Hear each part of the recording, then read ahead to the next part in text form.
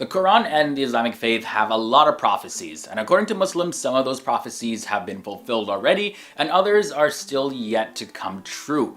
Let's kick things off with number 10. We have the appearance of the Mahdi. Now, in simplest terms, the Mahdi is Islam's Messiah or Savior. Now, the Mahdi will rise up to launch a massive social transformation in the world in order to restore and modify all things under divine guidance. So yeah, similar to other Abrahamic religions, Jews who are waiting for the Messiah, Christians who are waiting for the second coming of Jesus, and Muslims are waiting for both the Mahdi and Jesus. Number 9, there will be moral decay. Now, according to Muslims, yes, a lot of this is happening, but there's gonna come a time where this is gonna be on another level that has never reached before. So the moral conditions at that time will be at an all-time low. In the Islamic Hadith, it says, "From among the potents of the hour are the following. Religious knowledge will be taken away by the death of religious learned men. Religious ignorance will prevail. Drinking of alcoholic drinks will be very common. There will be prevalence of open illegal sexual intercourse." And that's found in the Al-Muslim volume 4, pages 1503 to 1504. Then next up, this is a pretty big one. At number 8, we have Mecca being attacked and the Kaaba being destroyed. Now, one of the last signs of the day of resurrection in Islam is the destruction of the Kaaba. And the Kaaba will actually be destroyed by Zul Suwakatayn, and he will be from Abyssinia, aka Ethiopia, and will destroy the Kaaba in order to steal its treasure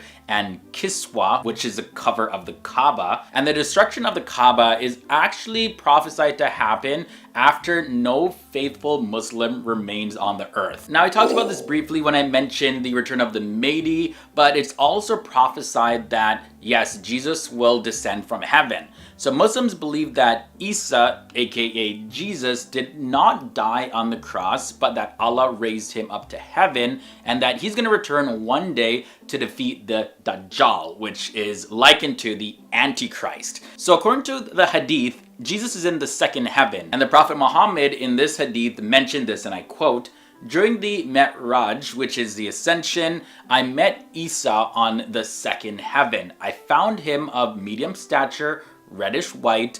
His body was so clean and clear that it appeared as though he had performed ghusl, which is an ablution cleansing of the entire body." Now, in another hadith, the Prophet Muhammad mentioned this: "Allah will send Messiah in Maryam," which is the Messiah, son of Mary. "Thus he will descend near the white eastern minaret of Damascus, clad in 2 yellow sheets, leaning on the shoulders of 2 angels." So we talked about the prophecies of the Mahdi and the Messiah, Isa or Jesus in Islam. Of course, we got to talk about the false Messiah now. So coming up at number 6, we have the false Messiah, Al-Dajjal, or the deceiver, aka the false Messiah / Antichrist in the Islamic faith. And he's a false messianic figure who will come forth before the end of time after a reign of 40 days or 40 years, and he will be totally destroyed by Jesus or the Mahdi or both of them. It just depends on which interpretation of the prophecy that you look at according to various Islamic views. But bottom line, this Dajjal or false Messiah is coming, and he's going to be destroyed. And then after that, the world will submit to God. And Dajjal, by the way, he's a bad brother. He's going to be performing miracles and deceive a whole lot of people. He's going to make it appear like he's raising people from the dead. So he's going to be really convincing. And at this time, it's going to be such a time of deception that, like, if you're not on your A game, you're going to be deceived. This guy's going to be the master deceiver. So now moving on to number 5, we have the prophecy of Yajuj and Majuj, aka Gog and Magog.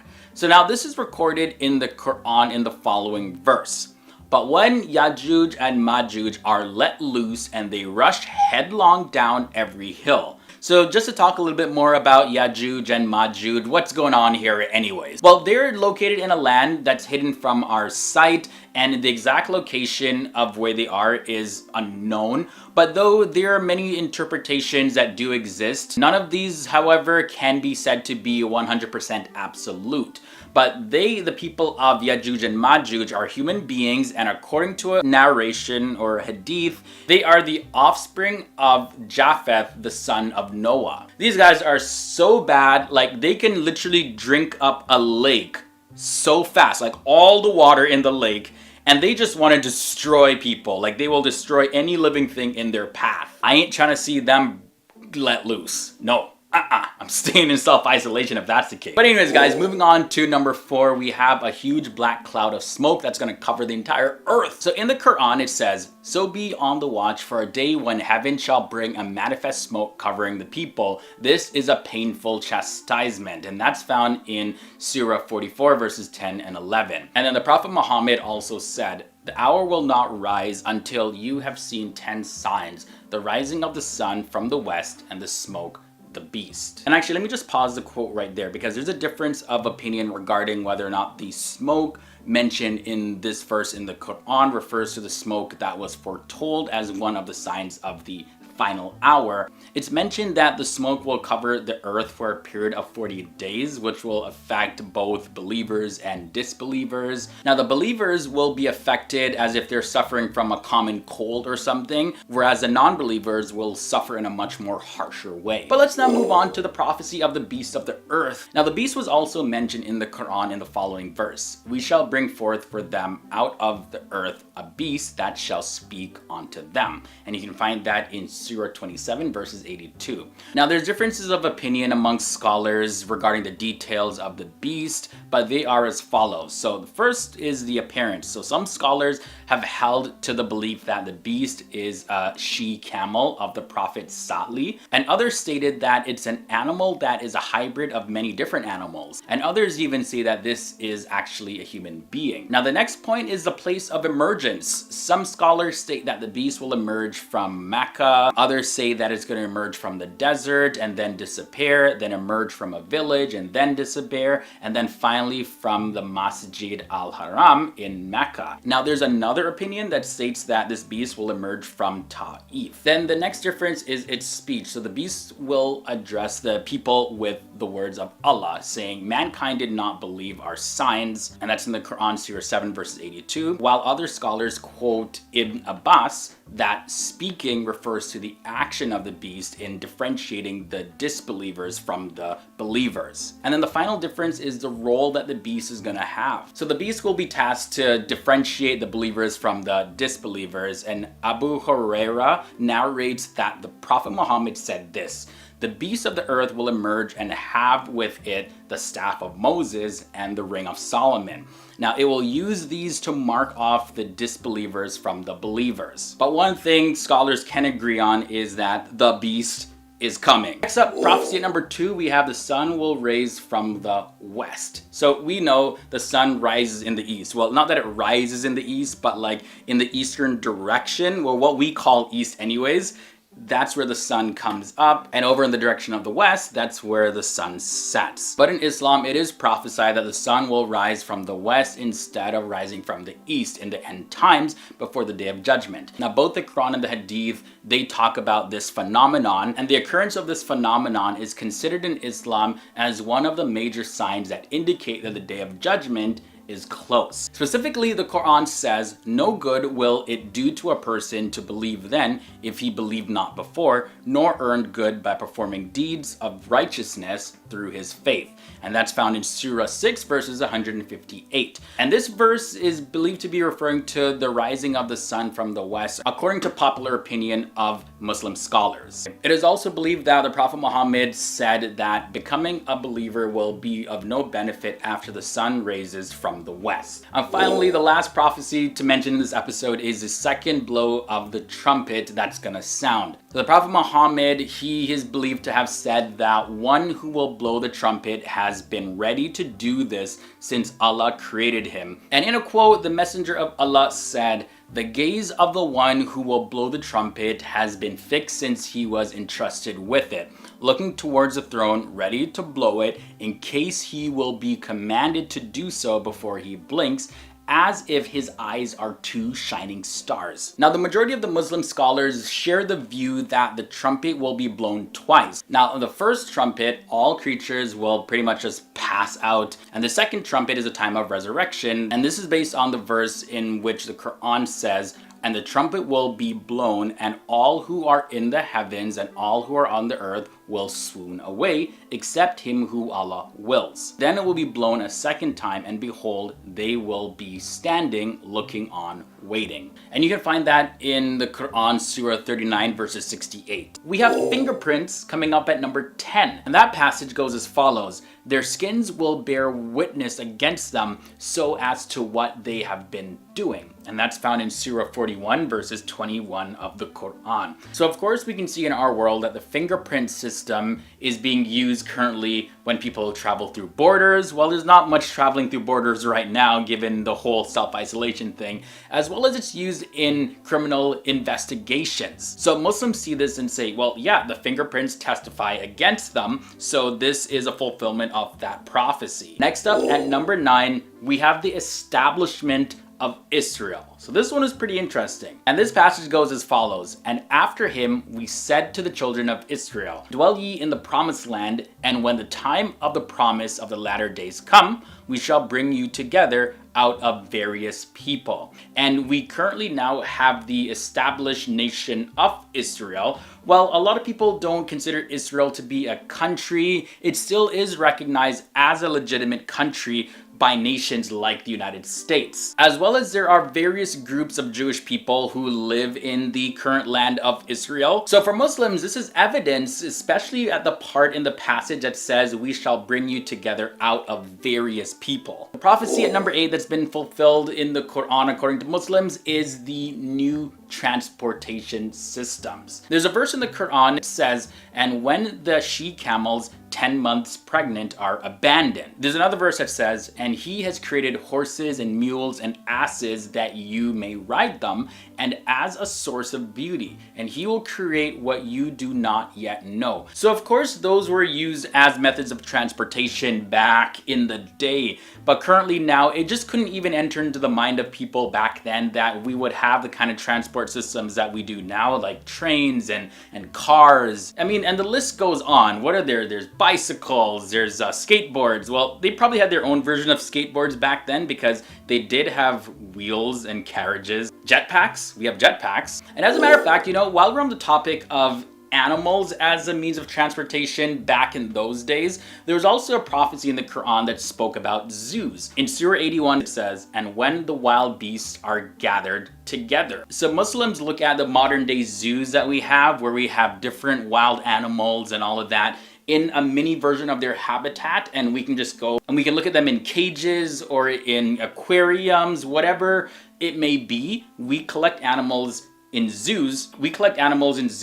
All together. The prophecy number 6 is also modern communication systems. Surah 81 says, "And when various people are brought together." So we have all kinds of various transport systems where we can, come together really quickly. And we also have communication systems like cell phones, satellite systems, the internet, all of that. We can actually come together right now. And, especially now we're in self-isolation, quarantine and all that stuff. We can still have Zoom calls with people. Like, I'm still making these videos in self-isolation headquarters, aka my bedroom. I don't know why I always say it like that.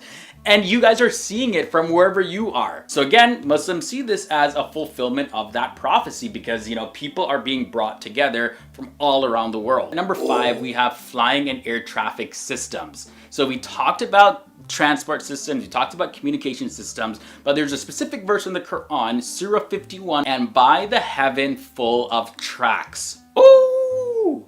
So it's talking about like flying and the whole air traffic system because when airplanes go up in the sky, it's not random. They literally have to calculate the distances or else we would have planes crashing into each other. And that ain't pretty sight. We don't want people crashing. We don't want people dying. So yeah, this verse here in the Quran is seen as being fulfilled with airplanes and the modern air traffic systems that we have set up in our world today. Next up at number 4, we have oceans linked together. This is also a pretty fascinating one. There's a verse that says, and when the rivers are made to flow into each other, and that's in Surah 81.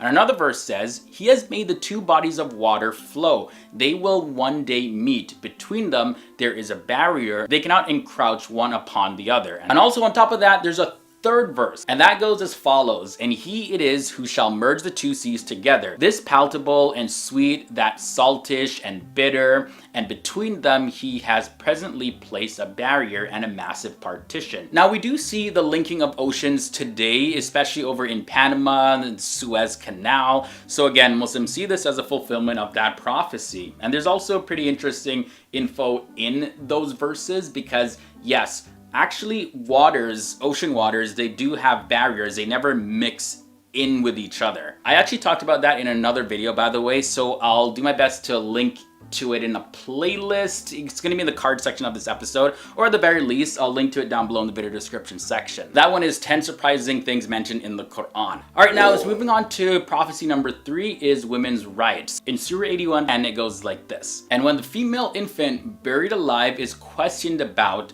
for what crime was she killed? So of course, now in our world today, there are so many different movements fighting for female rights, and women are a lot more empowered than they have ever been before. You know, we have women operating businesses, women who are operating households all by themselves. There's no dad in the picture, as well as women just have an overall sense of more confidence, and they have a louder voice in our world than we've seen in generations in the past. And in this verse, specifically talking about how the female infant is questioned about for what crimes was she killed. It really speaks about females, even from childhood, that they're actually going to be advocated for. It's like she's killed or something bad happens to her, but really, what's this all for? Let's take another look at that. Let's see. Let's examine this. Maybe let's hear what she would have to say before we commit those crimes to her again. I'm no scholar, but that's just what I got from the passage and from the sources that I checked. But anyways, if you have more insight about that specific passage, let me know down below in the comments section. Now moving on to prophecy number 2, genetic engineering. And this is from Surah 4. They will alter Allah's creation. Now, it's believed that this prophecy directly relates to things like plastic surgery, genetic engineering, as well as cloning. All things that we see happening today. Kind of makes you think, what else are they doing? There's a lot of conspiracy theories too about like all these vaccinations and everything happening, just like altering our human state. That's a whole nother topic for a whole nother video. I'm not gonna get into that right now. I do have one more prophecy though. It is a prophecy about pollution. And specifically in the Quran, Surah 30, it says this, and I quote, corruption has spread on land and sea because of what man's hand have wrought. So we see things like fumes that are spit out of the chimneys from different factories, chemical as well as nuclear waste being dumped everywhere. There's a lot of pollution, especially in cities with a lot of traffic. And you know, we're just punching holes in the Earth's ozone layer with all the pollution that we're spitting out on land, on sea, in the air, everywhere. At least now though, in self-isolation, there's not many cars on the road, and a lot of companies have shut down. So like we're not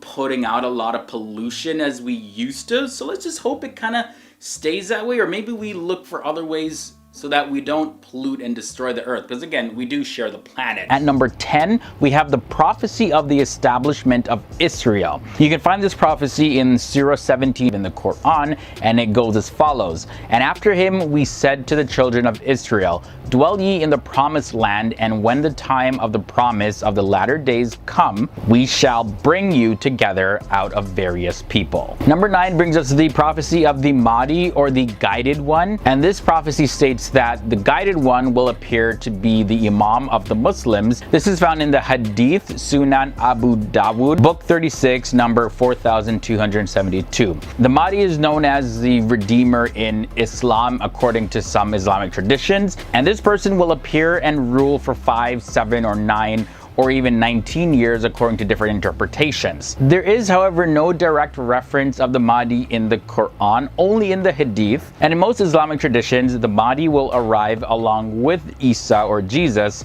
to defeat Dajjal, or the false Messiah. There's also a prophecy of earthquakes. In the Hadith, it says, the hour will not be established till earthquakes will increase in number, and that is found in Bukhari, volume 9, book 88.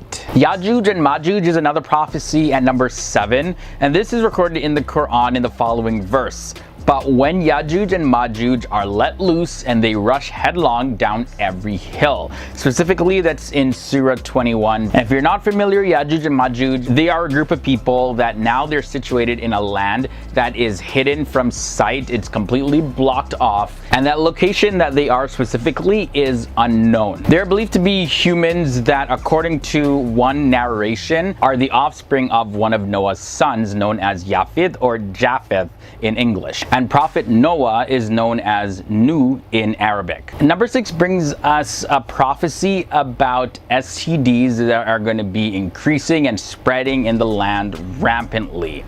In the Hadith, there's a passage that says, O Muhajirun, you may be afflicted by 5 things. God forbid that you should live to see them. If fornication should become widespread, you shall realize that this has never happened without a new disease befalling the people which their forebears never suffered. On to number 5, there's a prophecy involving the darkness of the sun and the moon. This is found in the Quran, Surah 75, verses 6 to 9. And that goes as follows. When is the day of resurrection? So when the sight becomes dazed and the moon becomes dark and the sun and the moon are brought together. So in that passage, the sun is going to lose its brightness and heat and become dark, and the moon also is going to be darkened as well. The Kaaba getting destroyed is a prophecy at number 4. It's said that there's an Abyssinian leader with 2 small shanks is going to be the person that is going to destroy the Kaaba. Now the Kaaba is, by the way, what Muslims refer to as the house of God. It is located in Mecca, and Muslims every single year perform a pilgrimage known as Hajj, which is one of the 5 pillars of Islam. And this is referred to, by the way, in the Hadith Sahih Muslim, book 41, number 6951. The next prophecy to look at is the sun rising in the west.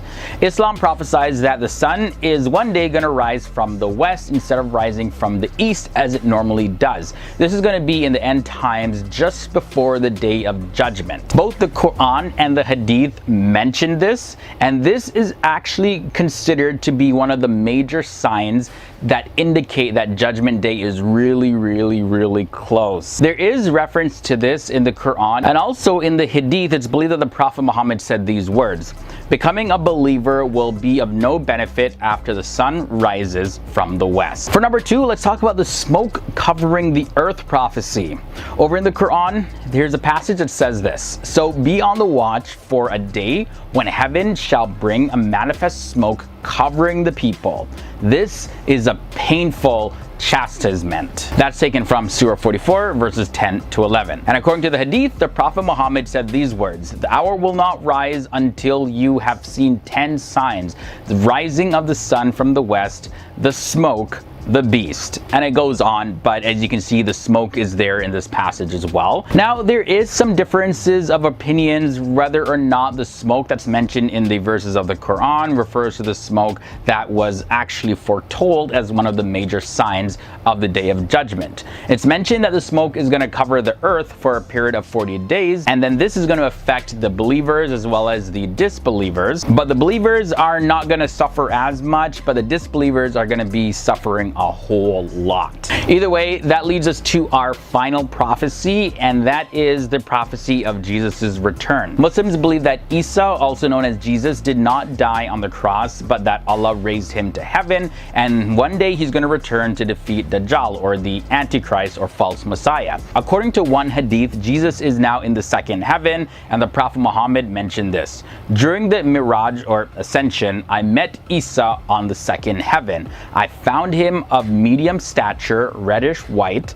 His body was so clean and clear that it appeared as though he had just performed ghusl, which is ablution and cleansing the entire body. And in another hadith, the Prophet Muhammad mentioned, Allah will send Masih ibn Maryam, which is Messiah, the son of Mary. Thus he will descend near the white eastern minaret of Damascus, clad in 2 yellow sheets, leaning on the shoulders of 2 angels.